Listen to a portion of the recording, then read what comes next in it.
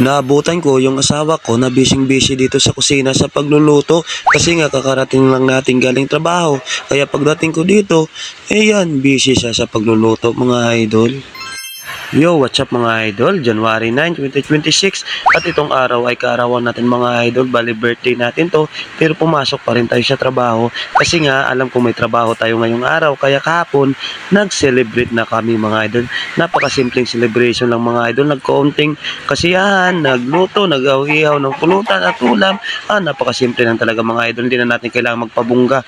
Matanda na tayo at syempre practical na tayo ngayon mga idol. Hindi na natin kailangan magpabungga o gumastos pa ng malaki mga idol sa birthday natin kasi yung una nating iniisip ay yung pamilya natin, yung bayaran natin buwan-buwan, bayaran sa kuryente, bayaran sa internet, yung pagkain nyo pa araw-araw, pang ulam, kaya yan lang yung unahin natin. Kaya nga habang may trabaho ipapasukan natin. Kahapon kasi mga idol bali day off natin kaya kahapon tayo celebrate mga idol. Kaya ngayong araw, ngayon yung karawan natin may trabaho tayo and siyempre unahin talaga natin yung trabaho natin mga idol.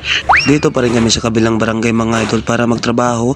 Bali yung gagawin namin same pa rin mga idol. Magkakabit pa rin kami ng tiles.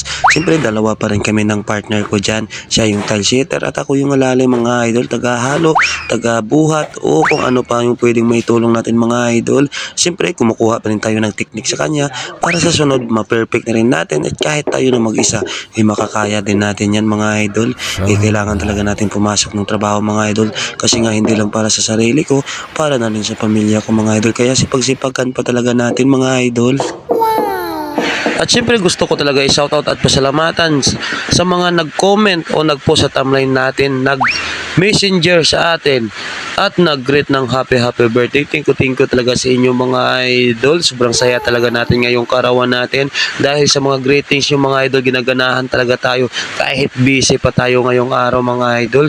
At syempre pasensya na rin sa mga nag-comment na hindi natin nag-replyan, nag-react lang tayo dyan kasi nga medyo busy talaga tayo mga idol. Hindi ko talaga kayo maisa-isa na replyan. Sobrang dami nyo mga idol kaya sobrang thank you ko na talaga mga idol. Kaya ginawan ko na lang ng video yung pasasalamat ko sa inyo mga idol.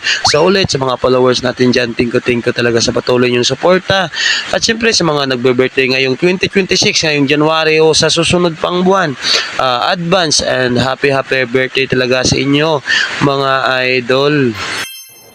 At patuloy pa rin yung pagkabit namin ng tiles dito mga idol. At pagdating ng 2:30 PM mga idol, inayos ko na yung mga gamit namin. Mga idol para kami makapagpahinga na. Kasi nga naubusan tayo ng materyales o naubusan tayo ng tiles mga idol. At yung busing natin, bumibili pa lang mga idol. Kaya babalikan na namin bukas yung project namin. Kaya inayos na namin lahat mga idol para makapag-alis na o makauwi na. At ito yung gawa natin mga idol. Nilagyan na lang ng palatandaan ng kumpare natin yan para makita nila, para hindi nila maapakan kasi bagong gawa yan mga idol. Nilagyan ng palanggana o bato yan mga idol. Basta may palatandaan lang.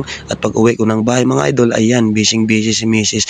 Akala ko nga wala nang handa kasi naghanda na kahapon. Meron pa rin mga idol. Kaya thank you talaga sa asawa natin.